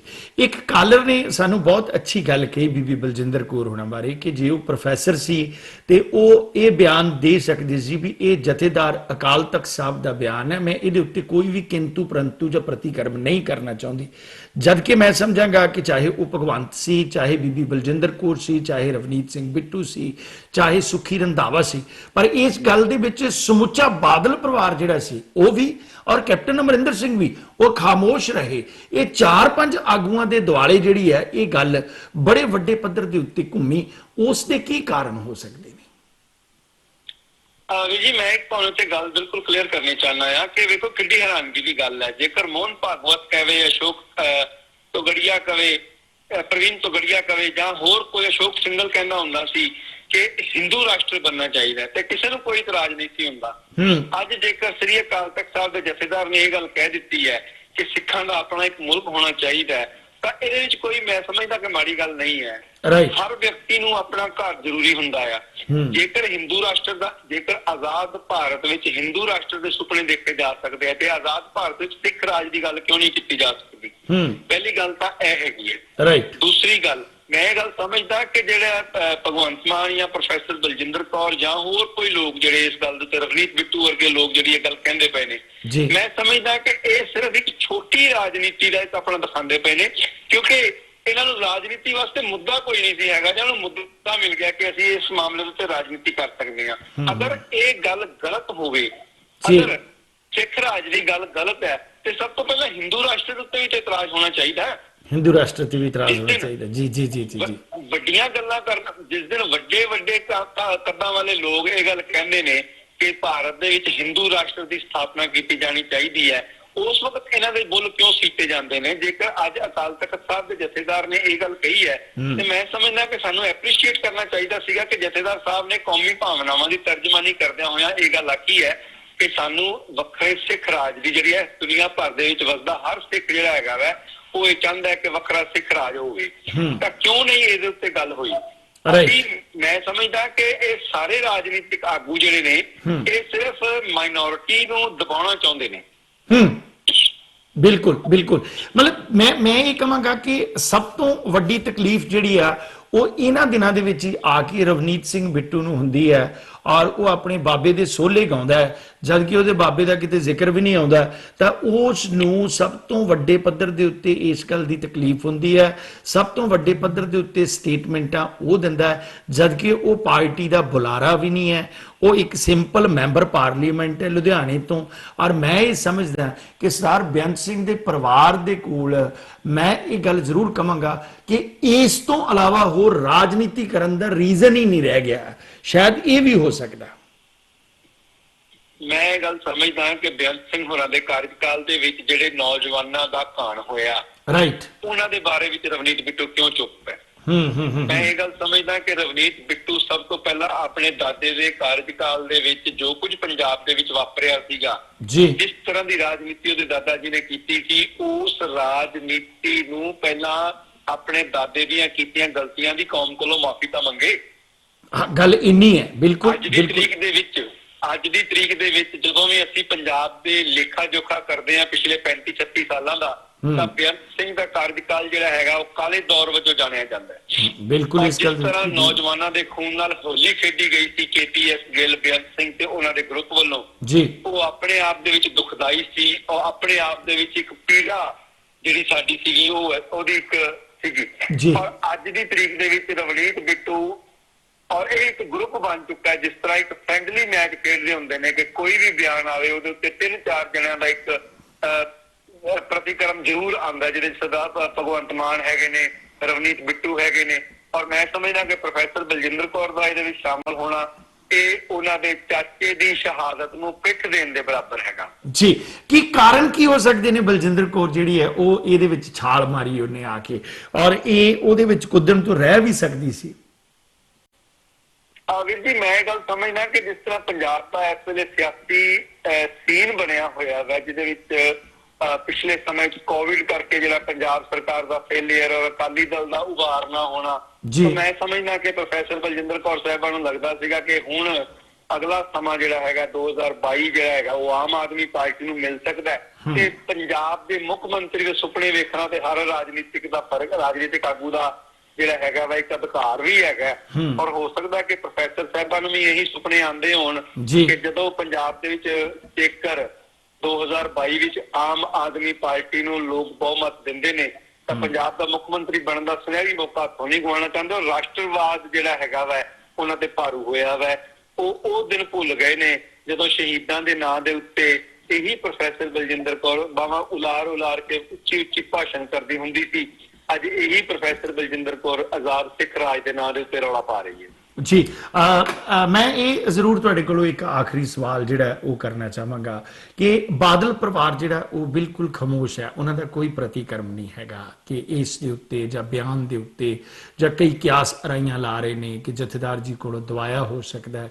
ਮਾਲਵਾ ਜ਼ੋਨ ਬਹੁਤ ਵੱਡਾ ਜ਼ੋਨ ਹੈ ਔਰ ਉਸ ਦੇ ਵਿੱਚੋਂ ਆਮ ਆਦਮੀ ਪਾਰਟੀ ਦੇ 15-20 MLA ਜਿਹੜੇ ਸੀ ਉਹ ਜਿੱਤ ਕੇ ਆਏ ਸੀ ਔਰ ਅਕਾਲੀ ਦਲ ਆਪਣੀ ਦੁਬਾਰਾ ਮੁੜ ਤੋਂ ਗਰਾਊਂਡ ਜਿਹੜੀ ਹੈ ਉਹ ਸਥਾਪਿਤ ਵੀ ਕਰਨੀ ਚਾਹੁੰਦਾ ਹੋਵੇ, ਕਿਉਂਕਿ ਮੈਂ ਸਮਝਾਂਗਾ ਕਿ ਇਸ ਤਰ੍ਹਾਂ ਦੀਆਂ ਸਟੇਟਮੈਂਟਾਂ ਜਿਹੜੀਆਂ ਉਹ ਬਿਨਾਂ ਇਜਾਜ਼ਤ ਤੋਂ ਮੈਨੂੰ ਲੱਗਦਾ ਨਹੀਂ ਕਿ ਦਿੱਤੀਆਂ ਜਾਂਦੀਆਂ ਹੋਣ, ਕਿਉਂਕਿ ਜੇਕਰ ਪ੍ਰਸ਼ਾਦ ਵੰਡਣ ਦੀ ਇਜਾਜ਼ਤ ਦੀ ਚਿੱਠੀ ਪ੍ਰਧਾਨ ਮੰਤਰੀ ਨੂੰ SGPC ਦਾ ਪ੍ਰਧਾਨ ਪਾ ਸਕਦਾ ਹੈ ਤਾਂ ਇਹ ਸਟੇਟਮੈਂਟਾਂ ਜਿਹੜੀਆਂ ਨੇ ਉਹ ਆਪਣੇ ਆਪ, ਜੇਕਰ ਇਹਦਾ ਦੂਜਾ ਪਹਿਲੂ ਦੇਖਿਆ ਜਾਵੇ ਤਾਂ ਉਧਰਲੇ ਨਜ਼ਰੀਏ ਤੋਂ ਸਿੱਕੇ ਦੇ ਦੂਜੇ ਪਹਿਲੂ ਨੂੰ ਤੁਸੀਂ ਕੀ ਦੇਖੋਗੇ?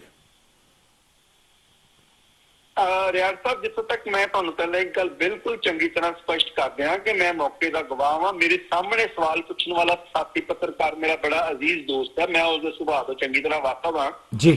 ਜਿੱਥੋਂ ਤੱਕ ਇਹ ਗੱਲ ਕਹੀ ਜਾ ਰਹੀ ਹੈ ਜਾਂ ਇਹ ਗੱਲ ਪ੍ਰਚਾਰੀ ਜਾ ਰਹੀ ਹੈ ਕਿ ਸਵਾਲ ਜਿਹੜਾ ਸੀਗਾ ਪਲਾਂਟ ਕੀਤਾ ਹੋਇਆ ਸੀਗਾ, ਪੇਡ ਸਵਾਲ ਸੀਗਾ, ਇਹ ਸਵਾਲ ਜਾਣਬੁੱਝ ਕੇ ਕੀਤਾ ਗਿਆ ਹੈ, ਇਸ ਸਵਾਲ ਦੇ ਪਿੱਛੇ ਇੱਕ ਰਾਜਨੀਤੀ ਚੱਲਦੀ ਪਈ ਹੈ, ਬਿਲਕੁਲ ਗਲਤ ਗੱਲ ਹੈ।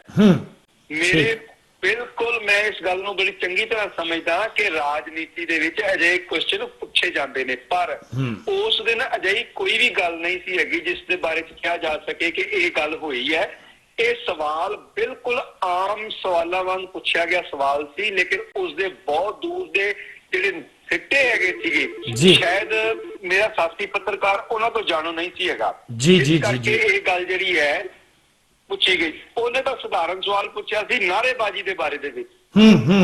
ਨਾਅਰੇਬਾਜ਼ੀ ਤੋਂ ਬਾਅਦ ਉਹਦਾ ਸਵਾਲ ਸੀ ਕਿ ਕੀ ਸਿੱਖਾਂ ਨੂੰ ਖਾਲਿਸਤਾਨ ਲੈਣਾ ਚਾਹੀਦਾ, ਬਸ ਇਹ ਇੱਕ ਸਵਾਲ ਹੈ। ਇਹਦੇ ਵਿੱਚ ਮੈਂ ਨਹੀਂ ਸਮਝਦਾ ਕਿ ਕੋਈ ਪਲਾਂਟ ਕੀਤਾ ਗਿਆ ਜਾਂ ਮੈਂ ਤਾਂ ਇਹਨੂੰ ਸਟੇਟਮੈਂਟ ਵੀ ਨਹੀਂ ਮੰਨਦਾ ਜੀ, ਮੈਂ ਤਾਂ ਇਹਨੂੰ ਸਟੇਟਮੈਂਟ ਵੀ ਨਹੀਂ ਮੰਨਦਾ ਕਿ ਹੋ ਸਕਦਾ ਇਹ ਸਟੇਟਮੈਂਟ ਵੀ ਨਾ ਹੋਵੇ। ਠੀਕ ਹੈ ਕਿ ਨਹੀਂ ਜੀ? ਇਹ ਇੱਕ ਸਵਾਲ ਦਾ ਜਵਾਬ ਸੀ, ਇੱਕ ਸਟੇਟਮੈਂਟ। ਜਿੱਥੋਂ ਤੱਕ ਅਕਾਲੀ ਦਲ ਬਾਦਲ ਦੀ ਚੁੱਪ ਆ, ਮੈਂ ਸਮਝਦਾ ਕਿ ਇਹ ਰਾਜਨੀਤੀ ਦਾ ਤਕਾਜ਼ਾ ਹੀ ਇਹ ਸੀਗਾ ਕਿ ਅਗਰ ਇਸ ਸਵਾਲ ਦੇ ਉੱਤੇ ਅਕਾਲੀ ਦਲ ਦਾ ਪ੍ਰਤੀਕਰਮ ਵੀ ਆਉਂਦਾ ਹੈ, ਉਸ ਤੋਂ ਬਾਅਦ ਦੂਸਰੀਆਂ ਪਾਰਟੀਆਂ ਜਿਹੜੀਆਂ ਨੇ ਇਸ ਗੱਲ ਨੂੰ ਬੇਲੋੜਾ ਮੁੱਦਾ ਬਣਾ ਕੇ ਉਛਾਲਦੀਆਂ ਪਈਆਂ ਨੇ ਔਰ ਇਹ ਇੱਕ ਰਾਜਨੀਤੀ ਦਾ ਇੱਕ ਵੱਡਾ ਜਿਹੜਾ ਹੈਗਾ ਸੀਗਾ ਮੁੱਦਾ ਬਣ ਰਿਹਾ ਹੈ, ਜਿਸ ਤਰ੍ਹਾਂ ਬਣਾਇਆ ਜਾ ਰਿਹਾ ਹੈ। ਇਹ ਬਿਲਕੁਲ ਗਲਤ ਹੈ ਔਰ ਅਕਾਲੀ ਦਲ ਦੀ ਚੁੱਪ ਜਿਹੜੀ ਹੈ ਉਹ ਇਹ ਦੂਰ ਅੰਦੇਸ਼ੀ ਦਾ ਇੱਕ ਨਤੀਜਾ ਕਿਹਾ ਜਾ ਸਕਦਾ ਹੈ। ਜੀ ਅਰੋੜਾ ਸਾਹਿਬ, ਤੁਹਾਡਾ ਬਹੁਤ ਬਹੁਤ ਸ਼ੁਕਰੀਆ। ਅਸੀਂ ਇੱਕ ਬ੍ਰੇਕ ਲਵਾਂਗੇ, ਉਸ ਤੋਂ ਬਾਅਦ ਸਾਡੇ ਕਾਲਰਸ ਲਾਈਨ ਦੇ ਉੱਤੇ ਨੇ, ਉਹਨਾਂ ਦੇ ਪ੍ਰਤੀਕਰਮ ਜਿਹੜੇ ਆ ਅਸੀਂ ਜ਼ਰੂਰ ਜਾਣਾਂਗੇ। ਤੁਹਾਡਾ ਬਹੁਤ ਬਹੁਤ ਧੰਨਵਾਦ। ਵਾਹਿਗੁਰੂ ਜੀ ਕਾ ਖਾਲਸਾ, ਵਾਹਿਗੁਰੂ ਜੀ ਕੀ ਫਤਿਹ।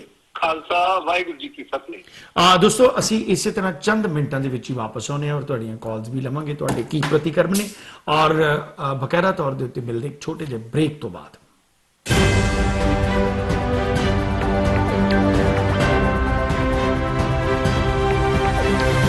This program is sponsored by Arlington Fuel Stop, Balbir Singh, Osmanpur. Fuel 1 Edison Fuel Stop, Jabbar Singh, Garewal.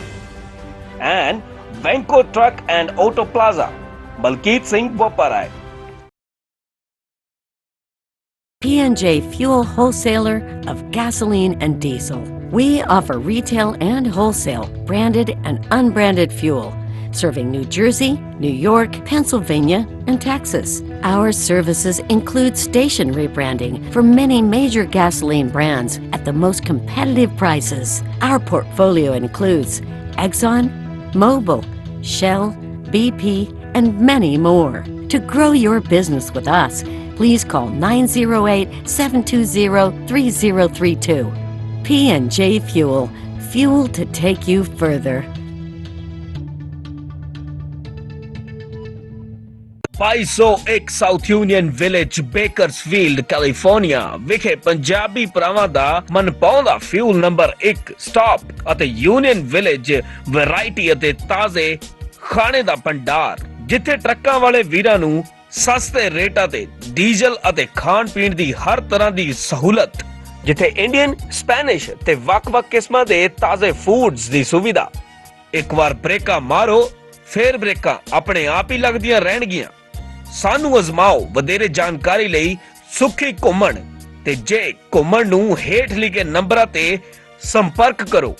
661 304 7500, 661 885 8858।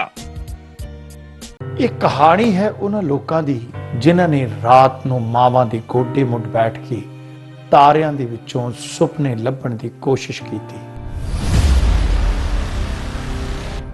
ਜਿਨ੍ਹਾਂ ਜ਼ਿੰਦਗੀ ਦੇ ਅਰਮਾਨਾਂ ਨੂੰ ਚੰਨ ਦੀ ਰੌਸ਼ਨੀ ਦੇ ਵਿੱਚੋਂ ਲੱਭਿਆ, ਜਿਹੜੇ ਪੋਹ ਮਾਘ ਦੀਆਂ ਰਾਤਾਂ ਦੇ ਵਿੱਚ ਠਰੇ ਵੀ ਤੇ ਜੇਠ ਹਾੜ ਦੀਆਂ ਰਾਤਾਂ ਦੇ ਵਿੱਚ ਤਪੇ ਵੀ, ਪਰ ਜ਼ਿੰਦਗੀ ਦੀ ਜੱਦੋ-ਜਹਿਦ ਦੇ ਨਾਲ ਆਪਣੀਆਂ ਸੱਧਰਾਂ ਨੂੰ ਵਿਆਹਿਆ।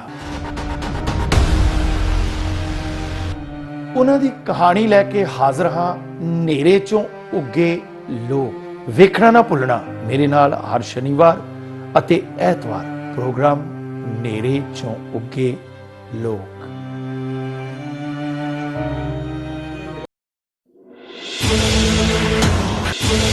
ਮੇਰਾ ਇਹ ਸੁਨੇਹਾ ਉਹਨਾਂ ਲਈ ਹੈ ਜੋ ਪੰਜਾਬ ਵਾਸਤੇ ਦਰਦ ਰੱਖਦੇ ਨੇ, ਜਿਹੜੇ ਪੰਜਾਬ ਬਾਰੇ ਚਿੰਤਿਤ ਹਨ। ਇਹ ਕੋਈ ਲੁਕੀ ਛਿਪੀ ਗੱਲ ਨਹੀਂ। ਪੰਜਾਬ ਇੱਕ ਚੁਰਾਹੇ ਤੇ ਖੜਾ ਹੈ। ਤਿੰਨ ਪਾਸਿਓਂ ਆਪਣਾ ਸੂਬਾ ਘਿਰਿਆ ਹੋਇਆ ਹੈ। ਇੱਕ ਪਾਸਿਓਂ ਨਸ਼ੇ ਨਾਲ, ਦੂਜੇ ਤਰਫੋਂ ਭ੍ਰਿਸ਼ਟਾਚਾਰ ਅਤੇ ਤੀਜੇ ਪਾਸਿਓਂ ਸਿਆਸੀ ਧਿਰਾਂ ਦੀ ਅਣਗਹਿਲੀ ਨਾਲ। ਭਾਵੇਂ ਚੌਥਾ ਰਸਤਾ ਵੀ ਕੁਝ ਧੁੰਦਲਾ ਨਜ਼ਰ ਆਉਂਦਾ ਹੈ, ਪਰ ਉੱਥੇ ਇੱਕ ਆਸ ਦੀ ਕਿਰਨ ਵੀ ਦਿਸਦੀ ਹੈ। ਆਪਾਂ ਇਸ ਆਸ ਦੀ ਕਿਰਨ ਨੂੰ ਅੱਗੇ ਵਧਾਉਣਾ ਹੈ, ਇੱਕ ਨਵਾਂ ਵਰਕਾ ਫੋਲਣਾ ਹੈ ਅਤੇ ਇਸ ਲਈ ਅਸੀਂ ਲੈ ਕੇ ਆ ਰਹੇ ਹਾਂ ਇੱਕ ਲਾਈਵ ਸ਼ੋਅ। ਇਸ 'ਚ ਅਸੀਂ ਪੰਜਾਬ ਦੇ ਮੌਜੂਦਾ ਹਾਲਾਤਾਂ ਤੇ ਗੱਲ ਕਰਾਂਗੇ, ਪਾਰਟੀਆਂ ਤੋਂ ਉੱਪਰ ਉੱਠ ਕੇ ਵਿਚਾਰ ਸਾਂਝੇ ਕਰਾਂਗੇ। ਹੋਣਗੇ ਤੁਹਾਡੇ ਸਵਾਲ, ਮੇਰੇ ਜਵਾਬ। ਮੇਰੇ ਨਾਲ ਜੁੜਨਾ ਨਾ ਭੁੱਲਣਾ, ਮੈਨੂੰ ਤੁਹਾਡਾ ਇੰਤਜ਼ਾਰ ਰਹੂਗਾ।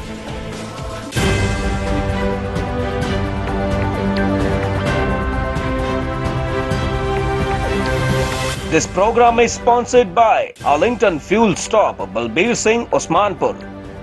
Fuel 1 Edison Fuel Stop, Jabbar Singh, Garewal. And Banco Truck and Auto Plaza, Balkeet Singh, Boparai. ਹਾਜ਼ਰ ਹੋਏ ਹਾਂ ਤੁਹਾਡੀ ਖਿਦਮਤ ਦੇ ਵਿੱਚ। ਪਹਿਲਾਂ ਸਾਡੇ ਕਾਲਰ ਜਿਹੜੇ ਨੇ ਕਾਫੀ ਦੇਰ ਦੇ ਹੋਲਡ ਦੇ ਉੱਤੇ, ਅਸੀਂ ਉਹਨਾਂ ਨਾਲ ਵੀ ਗੱਲ ਕਰੀਏ। ਹੈਲੋ ਸਤਿ ਸ਼੍ਰੀ ਅਕਾਲ ਰਿਆੜ ਸਾਹਿਬ। ਹਾਂਜੀ ਵੀਰ ਜੀ, ਸਤਿ ਸ਼੍ਰੀ ਅਕਾਲ। ਰਿਆੜ ਸਾਹਿਬ, ਮੁੱਦਾ ਤੁਸੀਂ ਬਹੁਤ ਹੀ ਗੰਭੀਰ ਲੈ ਆਏ ਆ। ਗੱਲ ਏਦਾਂ ਆ ਰਿਆੜ ਸਾਹਿਬ, ਬਈ ਜਦੋਂ ਕਹਿੰਦੇ ਆ ਬਈ ਕੋਈ ਵੀ ਆਜ਼ਾਦੀ ਲਈ ਆਜ਼ਾਦੀ ਕੁਰਬਾਨੀ ਮੰਗਦੀ ਆ, ਹਨਾ, ਪਰ ਇਹਨਾਂ ਚੋਂ ਕੁਰਬਾਨੀ ਦੇਣ ਵਾਲਾ ਕੋਈ ਵੀ ਨਹੀਂਗਾ। ਸਿਰਫ ਜਿਹੜੀ ਹੁਣ ਪ੍ਰੋਬਲਮ ਆਈ ਆ ਕਿ ਇਹ ਸਾਰੇ ਜਿੰਨੀ ਪੋਲੀਟੀਕਲ ਪਾਰਟੀਆਂ ਇਹ ਤਾਂ ਜਾ ਕੇ ਉੱਥੇ ਕੈਪਟਨ ਅਮਰਿੰਦਰ ਕੋਲ ਆਪਣਾ ਜਿੱਦਾਂ ਕਿ ਉਸ ਮਾਮ ਵਿੱਚ ਨਹਾ ਕੇ ਆ ਗਈ ਆ। ਇਹ ਬਹੁਤ ਡੂੰਘੀ ਗੱਲ ਸੋਚੋ ਕਿ ਇਹ ਕਿੱਥੇ ਮੈਂ ਮਾਰੀ ਉਹਨਾਂ ਦੇ ਕਿ ਉਹਨਾਂ ਕੋਲੋਂ ਸਰੂਪ ਆਪਣੇ ਕੀ ਸ਼ਗਨ ਲੈ ਕੇ ਆ ਗਈ ਆ। ਉਹ ਹਮਾਮ ਦੇ ਵਿੱਚ ਇਹ ਜੁੜ ਗਏ ਆ, ਭਾਵੇਂ ਆਪ ਦੇ ਬੰਦੇ ਆ, ਭਾਵੇਂ ਕੁਛ ਵੀ ਆ। ਮੈਂ ਇੱਕ ਵੀਡੀਓ ਪਾਈ ਥੋੜੀ ਜਿਹੀ, ਮੈਂ ਇੱਕੋ ਸਵਾਲ ਕੀਤਾ ਸੀ ਕਮਰ ਸੰਧੂ ਉਹਨਾਂ ਨੂੰ ਵੀ ਕੀਤਾ ਸੀ ਮੈਂ ਲਾਈਵ ਸ਼ੋਅ ਤੇ ਕਿ ਮੈਨੂੰ ਇਹ ਦੱਸੋ ਭਈ ਜਦੋਂ ਅਨਲਿਮਿਟਿਡ ਪੈਨਸ਼ਨਾਂ ਤੁਹਾਡੀਆਂ ਜੀ ਇੱਕ ਨਹੀਂ 1976 ਵਿੱਚ ਪਾਸ ਕੀਤਾ ਸੀਗਾ, ਜਿਹੜਾ ਕਿ ਇਨਕਮ ਟੈਕਸ ਨਹੀਂ ਦਿੰਦੇ ਜੀ। ਦੱਸੋ ਰਿਆੜ ਸਾਹਿਬ, ਕਿੱਡਾ ਕ੍ਰਾਈਮ ਹੋ ਰਿਹਾ ਪੰਜਾਬ ਨਾਲ। ਜੀ ਜੀ ਜੀ ਜੀ ਜੀ ਜੀ ਕੋਈ ਵੀ ਐਮਐਲਏ ਤੇ ਇਨਕਮ ਟੈਕਸ ਨਹੀਂ ਦੇ ਰਿਹਾ, ਕੋਈ ਵੀ ਜਿਹੜਾ ਇਹਨਾਂ ਦਾ ਕੋਈ ਵੀ ਆ ਇਹਨਾਂ ਦਾ, ਮੈਨੂੰ ਪਤਾ ਨਹੀਂ ਐਮਪੀ ਦੇ ਰਿਹਾ ਕਿ ਨਹੀਂ, ਮੈਨੂੰ ਉਹਦੇ ਬਾਰੇ ਨਹੀਂ ਪਤਾ, ਪਰ ਜਿਹੜਾ ਇਹਨਾਂ ਦਾ ਐਮਐਲਏ ਆ ਜਾਂ ਮਿਨਿਸਟਰ ਆ ਜਾਂ ਜਿਹੜਾ ਇਹਨਾਂ ਦਾ ਚੀਫ ਸੈਕਟਰੀ ਆ, ਇਹ ਇਨਕਮ ਟੈਕਸ ਨਹੀਂ ਦਿੰਦੇ ਜੀ। ਰਾਈਟ ਬਿਲਕੁਲ, ਥੈਂਕ ਯੂ ਜੀ। ਕਿੱਡਾ ਕ੍ਰਾਈਮ ਕਰ ਰਹੇ ਆ ਲੋਕਾਂ ਦੇ ਸਾਹਮਣੇ। ਥੈਂਕ ਯੂ ਭਾਜੀ, ਥੈਂਕ ਯੂ ਤੁਸੀਂ ਬੜੇ ਹਮਾਮ ਦੇ ਵਿੱਚ ਇਕੱਠੇ ਹੋ ਗਏ ਆ। ਇਹਨਾਂ ਨੇ ਕਿਸੇ ਨੇ ਪੰਜਾਬ ਦਾ ਭਲੇ ਨਹੀਂ ਸੋਚਣਾ। ਥੈਂਕ ਯੂ, ਮਿਹਰਬਾਨੀ। ਦੋਸਤੋ ਮੈਂ ਕੁਝ ਕਮੈਂਟਸ ਜਿਹੜੇ ਨੇ ਬੜੇ ਪਾਏਦਾਰ ਸਾਡੇ ਕੋਲ ਕਮੈਂਟਸ ਆਏ ਨੇ। ਫਤਿਹ ਬੁਲਾਉਂਦੇ ਨੇ ਸਰਦਾਰ ਅਵਤਾਰ ਸਿੰਘ ਜੀ, ਪ੍ਰੀਤਪਾਲ ਜੀ ਜਿਹੜੇ ਨੇ ਉਹ ਬਕਾਇਦਾ ਤੌਰ ਤੇ ਇਸ ਪ੍ਰੋਗਰਾਮ ਨੂੰ ਟਰੂ ਕਹਿੰਦੇ ਨੇ। ਸਰਦਾਰ ਪ੍ਰਗਟ ਸਿੰਘ ਬੱਲ ਜਿਹੜੇ ਨੇ ਉਹ ਐਗਰੀ ਨੇ ਇਸ ਪ੍ਰੋਗਰਾਮ ਦੇ ਨਾਲ। ਮਤੇ ਪੈਣੇ ਚਾਹੀਦੇ ਨੇ। ਰਵਿੰਦਰਜੀਤ ਪੰਦੇਰ, ਧੰਨਵਾਦ ਤੁਹਾਡਾ, ਤੁਹਾਡੇ ਰਿਮਾਰਕਸ ਬੜੇ ਅੱਛੇ ਨੇ। ਔਰ ਗੁਰਜੀਤ ਸਿੰਘ ਜੀ ਐਲੇ ਤੋਂ ਨੇ, ਜਥੇਦਾਰ ਭੁਪਿੰਦਰ ਸਿੰਘ ਜੀ ਜਿਹੜੇ ਨੇ ਉਹ ਜਿਹੜੀਆਂ ਨੇ ਉਹ ਪਹੁੰਚੀਆਂ ਨੇ।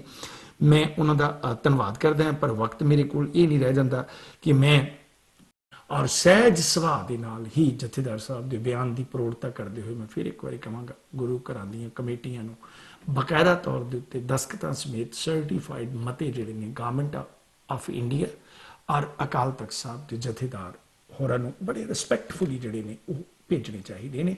ਕੰਵਰ ਸੰਧੂ ਹੋਰਾਂ ਦਾ ਸ਼ੋਅ ਜਿਹੜਾ ਉਹ ਬਕਾਇਦਾ ਤੌਰ ਦੇ ਉੱਤੇ ਮੇਰੇ ਸ਼ੋਅ ਤੋਂ ਬਾਅਦ ਚੰਦ ਮਿੰਟਾਂ ਦੇ ਵਿੱਚ ਹੀ ਰੈਡੀ ਹੈ। ਉਹ ਅੱਜ ਕਿਹਨਾਂ ਵਿਚਾਰਾਂ ਨੂੰ ਲੈ ਕੇ ਆਉਂਦੇ ਨੇ, ਕਿਹੜੇ ਸਬਜੈਕਟ ਨੂੰ ਲੈ ਕੇ ਆਉਂਦੇ ਨੇ, ਇਹ ਹਾਲੇ ਤੱਕ ਮੈਨੂੰ ਵੀ ਨਹੀਂ ਪਤਾ ਔਰ ਤੁਸੀਂ ਤੇ ਮੈਂ ਖੁਦ ਉਹਨਾਂ ਦੇ ਵਿਚਾਰ ਜਿਹੜੇ ਆ ਸੁਣਾਂਗਾ। ਕੱਲ ਫੇਰ ਹਾਜ਼ਰ ਹੋਵਾਂਗੇ। ਅੱਜ ਦੇ ਪ੍ਰੋਗਰਾਮ ਦੇ ਵਿੱਚ ਇੱਥੇ ਇਜਾਜ਼ਤ ਦਿਓ। ਈਮੇਲ ਮੀ riyad@baztv.com ਔਰ baztvusa@gmail.com ਦੇ ਉੱਤੇ ਈਮੇਲ ਕਰ ਸਕਦੇ ਹੋ। ਇਜਾਜ਼ਤ ਦਿਓ। ਰੱਬ ਰੱਖਾ ਤੁਹਾਡਾ ਆਪਣਾ ਨਾਚੀਜ਼ ਹਰਵਿੰਦਰ ਰਿਆੜ।